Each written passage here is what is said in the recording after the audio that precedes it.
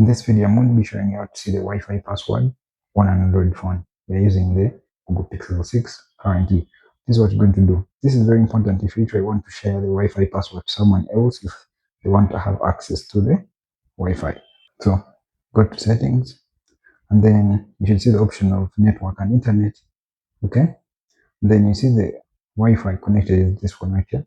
So I select that. Okay. So you can actually see it's actually connected Cyber Medical Center. So to see the Wi-Fi password, select it right there. And then you see the option of the share option right here. See that? Tap right there. Now you see the QR code and right there below. The Wi-Fi password is Cyprus at 25. I'm showing you on the Redmi at 14. Go to the settings and then go to the Wi-Fi option right there. You can see the Wi-Fi connected to this one right here. So you tap the Wi-Fi and you see below the QR code, you see the password right there. Okay.